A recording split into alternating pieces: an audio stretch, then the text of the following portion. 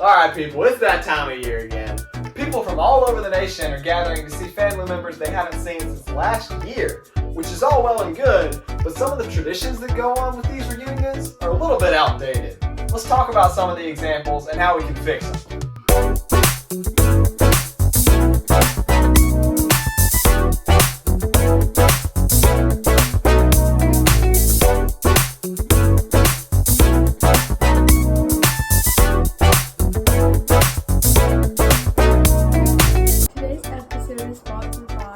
Stairs. They're always up to something, but down for anything. The wonderful holiday that is Thanksgiving. Originating as a day for us to show our gratitude for the lives we live and the people around us, Thanksgiving is a great time for families to gather around the table and enjoy fellowship whilst remembering all the many blessings that the Lord has given us. And while the origin of Thanksgiving, I think, is a really good reminder for us to live life with a little more gratitude, the minor traditions that come along with this holiday, I think could use a change. Let's talk about a few of them. Number 1, turkey. I'm not giving any build up this episode. I'm just getting straight into offending people. Who actually thought it was a good idea to start serving turkey at Thanksgiving? Or any holiday for that matter. Turkey is literally just a surefire way to get dry chicken. If I wanted dry chicken, I'd just overcook the chicken. Name one time that you actually voluntarily decided to eat turkey besides Thanksgiving. Was it actually an enjoyable experience? Probably not. It's just not that good. Number 2, the Thanksgiving parade. Okay, look, for starters, I'm not a parade guy, but if you are, I'm not gonna hold that against you. But if you're gonna have a parade on Thanksgiving, why would it not be about Thanksgiving? 87% of it is Christmas. And there's nothing wrong with Christmas. But it's on Thanksgiving! I don't know, maybe I'm just going crazy, but this doesn't make any sense. If you're gonna give something a name, it needs to live up to its name. But I don't know, maybe I should just not care anymore. Number 3, if you didn't watch the Thanksgiving parade, then I guess you probably watched the Thanksgiving football game. Let me ask you this, why football? If you're gonna take an entire national holiday and dedicate it to a sport, then maybe let's pick something that doesn't happen every other day in the winter anyway. You people get to watch football nonstop all day for the next 4 months, and you still want to watch it on your day off? Like, let's make this interesting. Give me a Thanksgiving Day Bosa ball game. Now we're talking. Only the true diehard Bentley versus the World fans know what that is. Number 4, Black Friday. Black Friday is literally anti-Thanksgiving. Like, Thanksgiving is supposed to promote gratitude and contentment, but all Black Friday does is produce needy, greedy morons. If you're gonna mark everything half off and have a third of the population storm retail stores to get the best offer, can we at least pick a different day? We're trying to get in the thankful mindset here, and Black Friday is not helping. Moving right along, number 5, the classic Thanksgiving question. What are you thankful for? What am I, 4? Can't we take just a little bit more time to think about these questions and make them more thought-provoking? I'll give you a few examples right now. How can you choose to live with more gratitude in your current stage of life? What are some things you often take for granted? Who are some of the people you're most thankful for because of their influence in your life? It's really not that hard, people. Just get creative. Number 6, cranberry sauce. No, I'm actually kidding. Cranberry sauce is the greatest creation known to man. Please don't mess with this one. Alright, it's question time. Noah Coley asks, what are all of your allergies? Son, buckle up, cause it's a list. Dairy, eggs, peanuts, tree nuts, bananas, strawberries, pumpkin, women, fish, shellfish, garlic, onion, and red food dye. There you have it. Jameson Harrell asks, could you right now gain 1 yard on the Cowboys defense, and if so, how? Well, the very nature of your question states that you at least think there's a possibility. Otherwise, you would not have asked how I do it. Now, the simplest answer would just be because of the fact that I'm Batman. But, in the spirit of the question, I will elaborate on my methods. As true diehard Bentley versus the World fans know, this is not a ball.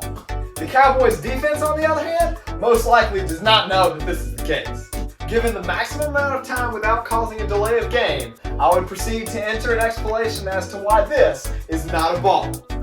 And when I finish my explanation with a mere 2 seconds left to snap, the defensive linemen will be so dumbfounded by the truth set before them, there will be a wide open gap for me to take it to the house. Yammy G13 asks, what do you think are the most unnecessary aspects of humanity? Let me just go ahead and tell you, there's quite a list. But let me give you my top 3. Number 1, fashion fads. This one has never made sense to me. Everybody's obsessed with having the latest and greatest stuff so they can look like everybody else? I don't want to be you. I want to be me. So why would I go out wasting my money to get what everybody else has? Number 2, billboards. When was the last time you actually paid attention to a billboard? Even if you did pay attention to it for some reason, you didn't have time to get the information off of it because you're driving, for crying out loud. They're just not effective. Number 3, cats. Cats do not care about you at all. They live for themselves, by themselves. I've only ever met one cat in my life that was actually halfway decent, and his name is Jack Sparrow. Every other cat I've met thus far has been heartless.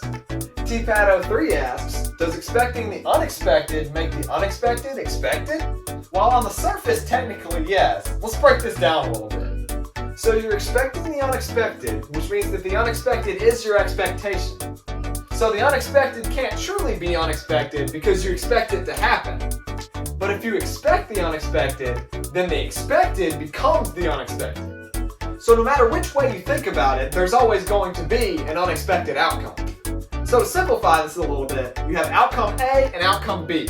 If you expect A to happen, then B is the unexpected. But if you expect B to happen, then A is the unexpected. Either way you go, there is an unexpected outcome. So in conclusion, expecting the unexpected does make the unexpected expected, but the expected now becomes the unexpected, so you can't truly get rid of any unexpected outcome. BirdNerd630 asks, is Elf on the Shelf really always watching me? Before 2005, my answer would have been yes, he was always watching you. But since then, I've taken his place. I've always thought that you were up to something, and as time goes on, that theory is only proven to be true. I bet you don't believe me, but I see everything. I bet you didn't know I knew you dropped out of high school after 12th grade. I bet you didn't know I knew you went to Friday Night Bingo. Next time you find yourself asking if somebody's watching you, remember the answer is yes, and that it's me. Graceland asks, what are some of the struggles of being the youngest sibling? Alright, let's kick it off with a problem that I've run into all my life. You're always the last to know anything. We could be going on a family vacation and my brothers have known about it for months, but I don't know until the day right before we walk out the door. Secondly, 97% of all your clothes are hand-me-downs. Sometimes they fit, sometimes they don't. Sometimes they've got holes in them, sometimes they don't. But as the youngest child, you get what you get and you don't pitch a fit. And lastly, whenever you ride in the car, no matter where it is, you will sit in the back seat. No questions asked. Every parent claims that there are no favorites and they love all their children the same. But when it comes to riding in the family vehicle, it's a hierarchy. And you will be at the bottom of the totem pole. Baseman07 asks, can you actually turn right to go left? Alright, we got a lot to unpack here, so let's break it down. There are many ways that you actually can turn right to go left. For instance, you could turn to the right 270 degrees so that now you're facing 90 degrees to the left. Or you could also take it from this perspective that if you turn your steering wheel to the right from the bottom, you're turning your car to the left. But there's even one more way that you could turn right to go left. If you're walking straight forward and all you do is change your orientation 90 degrees to the right and continue on, you will now have turned right to go left. So I hope this episode has left you more enlightened about the world around you.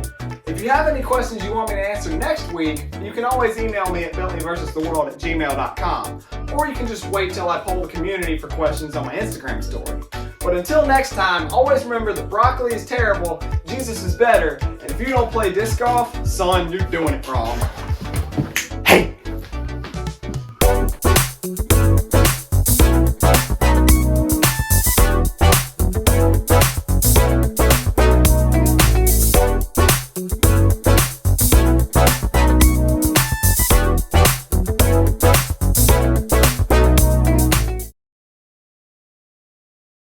Wait a second.